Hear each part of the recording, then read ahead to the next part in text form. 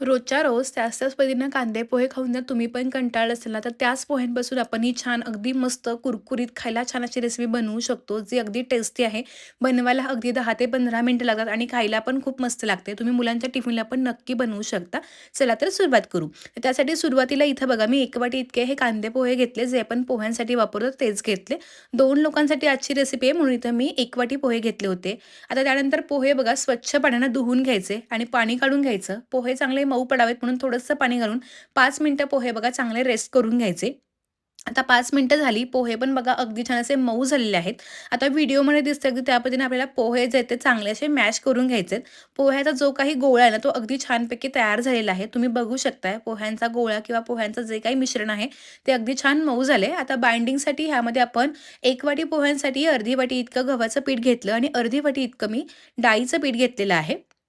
आता ह्यामध्ये काही मसाले ॲड करू. ह्यामध्ये पाव चमचा हळद, 1 चमचा जिरे घातले मी, चवीनुसार मीठ घातलं, बारीक चिरून घेतलेले 2 मध्यम आकाराचे कांदे घातले, बारीक चिरून घेतलेली कोथिंबीर घातली, बारीक चिरून घेतलेली हिरवी मिरची, अर्धा चमचा इथं काश्मीरी लाल तिखट वापरलं. आता लाल तिखट आणि मिरची मी दोन्ही वापरले. जर लहान मुलं खाणार असेल, तुम्ही दोन्हीपैकी एक काय पण स्किप करू शकता. तुमच्याकडे असेल तुम्ही ते खिसून घेतलेलं गाजर, काकडी काहीही घालू शकता, ज्यामुळे आपली जी रेसिपी आहे ना, ती आणखीन छान हेल्दी होईल. सुरुवातीला हे सगळं चांगलं मिक्स करून घेतलं. आता मिश्रण खूप कोरडं वाटत होतं म्हणून थोडंसं पाणी घालून याचा चांगला असा गोळा मळून घेतला. तुम्ही हवं तर यामध्ये थोडीशी धणे पावडर आणि गरम मसाला पण घालू शकता. गोळा अगदी परफेक्ट असा मऊ तयार झालेला आहे. आता लगेचच रेसिपी बनवू. त्यासाठी इथे एक नॉनस्टिकचा मी तवा घेतलेला आहे. तव्याला थोडंसं तेल लावून घ्यायचं. हा तवा गार असतानाच मी ही रेसिपी करते. थोडंसं वरून बघा पांढरे तीळ टाकायचे, जेणेकरून जेव्हा रेसिपी बनवू ना, तेव्हा ती दिसायला खूप छान वाटते. आता यातला एक गोळा घेतला आणि हाताला थोडंसं पाणी लावून घ्यायचं आणि हा जे थालीपीठ आहे ना, ते चांगलं असं एकसारखं थापून घ्यायचं. कड्याचे जे काठ असतात ना, तर ते लगेच चिरतात. थोडंसं हाताने याला आकार देऊन घ्यायचं. हे जे थालीपीठ आहे ना, थोडंसं वेड्या-वाकडं झालं तरी पण चालेल, पण मात्र चव खूप छान लागते. आता बघा अगदी परफेक्ट असं थालीपीठ थापून घेतलं. थोडंसं त्या बोटाला पाणी लावून घ्यायचं आणि बरोबर असा मधोमध 4 होल करून घेतले. अगदी छान असे परफेक्ट होल पडलेले आहेत. आता हा जो तवा आहे तो गॅसवरती ठेवायचा आणि ह्या होलामध्ये छान असं तेल सोडून घ्यायचं.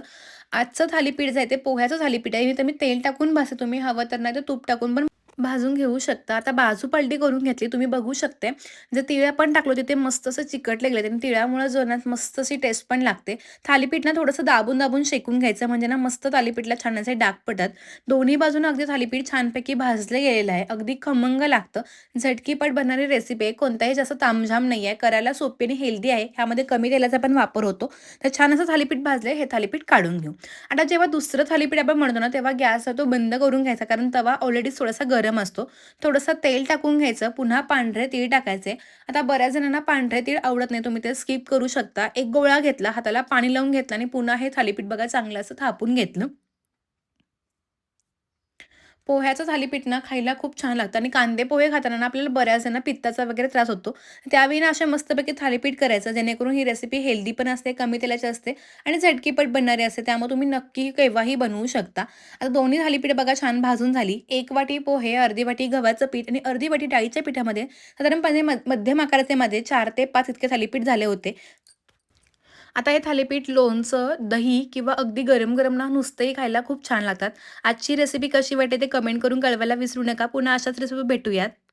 तोपर्यंत मस्त राहा, खात राहा, स्वतःची काळजी घेत राहा. धन्यवाद. बाय.